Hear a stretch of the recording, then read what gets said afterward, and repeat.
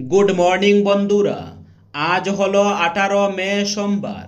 আজকের বরাক উপত্যকা তথা আসামের শ্রীভূমি, শিলচর, হাইলাকান্দি এবং ভারতের বিভিন্ন প্রান্তের আজকের সকালের বিশেষ বিশেষ খবরগুলি হলো: দেশের একাধিক রাজ্য ও কেন্দ্রশাসিত অঞ্চলে শুরু হয়ে গেল জনগণনার কাজ।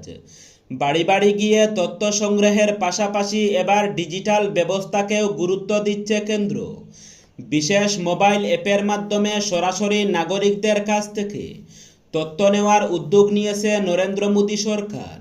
প্রথম পর্যায়ে রাজস্থান, মহারাষ্ট্র, ঝাড়খণ্ড, মেঘালয় এবং দিল্লির পুরো এলাকাগুলিতে গণনাকর্মীরা বাড়ি বাড়ি গিয়ে তথ্য সংগ্রহ শুরু করেছেন। অন্যদিকে গুজরাট, জম্মু কাশ্মীর, লাদাখ এবং পুদুচেরিতে রবিবার থেকেই অ্যাপের মাধ্যমে তথ্য জমা দেওয়ার প্রক্রিয়া চালু হয়েছে। কেন্দ্রীয় প্রশাসনের তরফে জানানো হয়েছে, নির্দিষ্ট মোবাইল অ্যাপে ডাউনলোড করে পরিবারের প্রধান নিজের এবং পরিবারের সদস্যদের তথ্য সরাসরি জমা দিতে পারবেন। এই প্রক্রিয়া চলবে 31 মে পর্যন্ত। এরপর 1 জুন থেকে সংশ্লিষ্ট রাজ্য ও কেন্দ্রশাসিত অঞ্চলে বাড়ি বাড়ি গিয়ে তথ্য যাচাই ও সংগ্রহের কাজ শুরু হবে। সামাজিক মাধ্যমে ছড়িয়ে পড়া বার্তা, দেশ জুড়ে ফের লকডাউন জারি হতে পারে। বিজেপি সাংসদ কিরেন রিজিজুর এমন এক মন্তব্যকে ঘিরে সামাজিক যোগাযোগ মাধ্যমে শুরু হয়েছে ব্যাপক চর্চা ও জল্পনা। সম্প্রতি ভাইরাল হওয়া এক পোস্টে দেখা যায়, তিনি দেশবাসীকে সম্ভাব্য লকডাউনের জন্য প্রস্তুত থাকার আহ্বান জানিয়েছেন। ভাইরাল হওয়া ওই বার্তায় উল্লেখ করা হয়েছে, প্রত্যেক ভারতীয়কে আসন্ন লকডাউনের কারণে প্রস্তুত থাকতে হবে। এটিকে এড়িয়ে যাওয়ার উপায় নেই, যে কোনো সময় জারি হতে পারে লকডাউন। এই পোস্ট সামাজিক মাধ্যমে ছড়িয়ে পড়তেই সাধারণ মানুষের মধ্যে শুরু হয়েছে নানা আলোচনা ও উদ্বেগ। অনেকেই জানতে চাইছেন, সত্যি কি আবারও দেশজুড়ে লকডাউনের সম্ভাবনা তৈরি হয়েছে? যদিও এখনো পর্যন্ত কেন্দ্রীয় সরকারের পক্ষ থেকে নতুন করে কোনো লকডাউন সংক্রান্ত আনুষ্ঠানিক ঘোষণা করা হয়নি। ফিশারির বাদে জলবন্দি বদরপুর, কড়া অবস্থানে কমলাক্ষ পুরকাইস্ত। অরুণোদয় প্রকল্পে যারা এখনও 9,000 টাকার চেক পাননি, তাদের 9,000 টাকার চেক দেওয়ার আশ্বাস কমলাক্ষ পুরকাইস্তের। বদরপুর পুরসভার নিকাশি ব্যবস্থা কার্যত ভেঙে পড়েছে, আর এর জন্য অবৈধভাবে ফিশারিতে বাঁধে তৈরি করা মাছ ব্যবসায়ীদেরই সরাসরি দায়ী করলেন কাঠিগোড়ার নবনির্বাচিত বিধায়ক কমলাক্ষ পুরকাইস্ত। রবিবার বদরপুর 5 গ্রাম বিজেপি মণ্ডল কার্যালয়ে অনুষ্ঠিত এক সাংবাদিক সম্মেলনে কার্যত অ্যাকশন মুডে দেখা যায় বিধায়ককে। তিনি অভিযোগ করে বলেন, বদরপুর শহর সংলগ্ন চাউলিবিল ও দেওছড়া এলাকার 2টি ফিশারিতে অবৈধভাবে বাঁধ নির্মাণ করে জলের গতি আটকে রাখা হয়েছে। ফলে শহরের নিকাশি ব্যবস্থা সম্পূর্ণ ব্যাহত হয়ে পড়েছে এবং বিভিন্ন এলাকায় কৃত্রিম বন্যা পরিস্থিতির সৃষ্টি হয়েছে। বহু মানুষের ঘরে হাঁটু থেকে কোমর পর্যন্ত জল হওয়ায় জনজীবন বিপর্যস্ত হয়ে পড়েছে বলেও উল্লেখ করেন তিনি। বিধায়ক স্পষ্ট ভাষায় জানিয়ে দেন, এই কৃত্রিম বন্যার জন্য সংশ্লিষ্ট ফিশারি ব্যবসায়ীরাই দায়ী। ক্ষতিগ্রস্ত সাধারণ মানুষের ক্ষয়ক্ষতির দায়ভার তাদেরই নিতে হবে বলে জানান তিনি। অরুণোদয় প্রকল্প নিয়ে বক্তব্য রাখতে গিয়ে বিধায়ক জানান, যারা এখনও 9,000 টাকার আর্থিক সহায়তা পাননি, তাদের মধ্যে এদিন প্রায় 150 জনকে চেক বিতরণ করা হয়েছে। পাশাপাশি বঞ্চিত অন্য উপভোক্তাদের তালিকা তৈরি করে দ্রুত আর্থিক সহায়তা প্রদান করা হবে বলেও আশ্বাস দেন তিনি। অসমে সরকারি ও সংরক্ষিত জমি বেদখলমুক্ত করার প্রশ্নে ফের কড়া বার্তা দিলেন মুখ্যমন্ত্রী হিমন্ত বিশ্ব শর্মা। রবিবার সামাজিক মাধ্যমে এক পোস্ট করে তিনি স্পষ্ট জানিয়ে দেন, রাজ্যে 1250 বর্গ কিলোমিটারেরও বেশি বেদখল হয়ে থাকা জমি পুনরুদ্ধারে প্রতিশ্রুতিবদ্ধ এনডিএ 3.0 সরকার। শুধু ঘোষণা নয়, এই লক্ষ্য পূরণে প্রশাসন ইতিমধ্যেই কাজ শুরু করে দিয়েছে। এদিন মুখ্যমন্ত্রী তার পোস্টে লিখেন, এনডিএ 3.0 সরকার অসমে 1250 বর্গ কিলোমিটারেরও বেশি বেদখল হওয়া জমি পুনরুদ্ধারে প্রতিশ্রুতিবদ্ধ।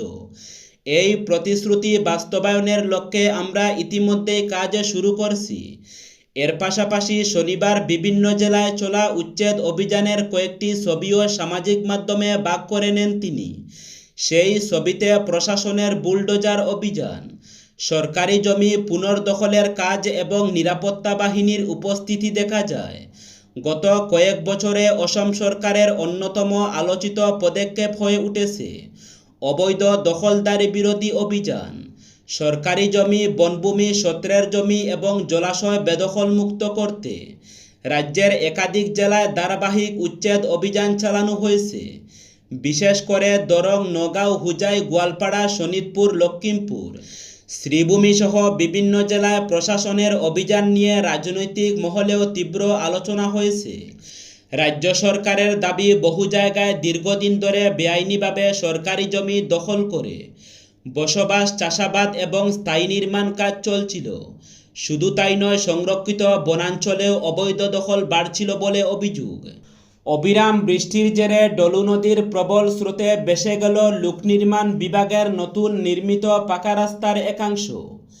হাতিছড়া ও মধুরা সংযোগকারী গুরুত্বপূর্ণ রাস্তা নদীগর্ভে বিলীন হয়ে যাওয়ায় সম্পূর্ণভাবে ব্যাহত হয়েছে যোগাযোগ ব্যবস্থা।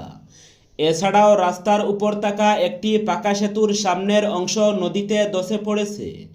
ফলে কয়েক হাজার মানুষের যাতায়াতে চরম দুর্ভোগ নেমে এসেছে।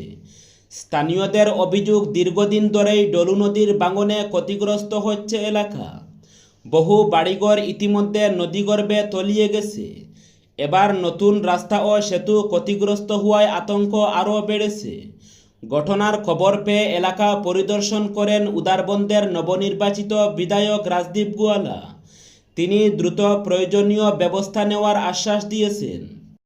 প্রথম বিজেপি সরকার ক্ষমতায় আসার পর বাংলাতে সবে বুলডোজার অভিযান শুরু হলেও যোগীরাজ্যে অনেক আগে থেকেই চলছে, এখনও তার রেশ কাটেনি। এবার এলাহাবাদ হাইকোর্টের লখনউ বেঞ্চের নির্দেশে রবিবার উত্তরপ্রদেশের রাজধানী শহরে ব্যাপক বুলডোজার অভিযান চালালো পুরসভা। জেলা আদালত চত্বরের বাইরে গড়ে ওঠা আইনজীবীদের বেআইনি চেম্বার এবং দোকান ভাঙ্গাকে কেন্দ্র করে সকাল থেকেই ব্যাপক উত্তেজনা ছড়িয়ে পড়ে এলাকায়। বিশাল পুলিশ বাহিনী ও প্রাদেশিক সশস্ত্র কনস্টেবল বাহিনী মোতায়েন রেখে চলে উচ্ছেদ অভিযান। প্রশাসন সূত্রে জানা গিয়েছে, সিভিল কোড এবং জেলাশাসকের দফতরের বাইরে প্রায় 240টি বেআইনি চেম্বার ও দোকান গুড়িয়ে দেওয়া হয়েছে।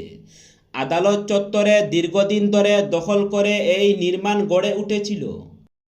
দারবিজিপিতে জলের নিচে 10,000 বিঘা কৃষি জমি, হাহাকার কৃষকদের।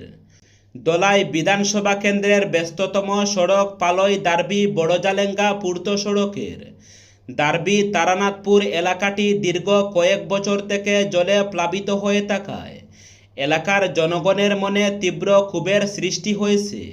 একই সঙ্গে দারবির তারানাথপুর থেকে 5 নম্বর বস্তি পর্যন্ত বিশাল এলাকায় 10,000 বিঘে কৃষিজমি জলের নিচে ডুবে থাকায় জনগণের দৈর্ঘ্যের বাঁধভাঙ্গার উপক্রম হয়েছে। প্রায় 6-7 বছর ধরে জমা জলের সমস্যায় ভুগে এলাকাবাসী প্রচণ্ড ক্ষুব্ধ হয়ে পড়েছেন। বিষয়টি নিয়ে রবিবার দারবিজিপির তারানাথপুরে এক প্রতিবাদী সভা অনুষ্ঠিত হয়। অসম মজুরি শ্রমিক ইউনিয়নের উদ্যোগে অনুষ্ঠিত এদিনের সভায় বক্তব্য রাখতে গিয়ে বিভিন্ন বক্তা বলেন, গত 5-6 বছর থেকে বৃষ্টি হতেই রাস্তাটি জলের তলায় ডুবে যায়, কিন্তু জল নিষ্কাশনের কোনো ব্যবস্থাই করছে না কেউ। ফলস্বরূপ জনগণ অশেষ যন্ত্রণা ভোগ করতে চলেছেন, কিন্তু কোনো নেতামন্ত্রী, বিধায়ক ও পঞ্চায়েত কর্তাদের কোনো খবর নেই।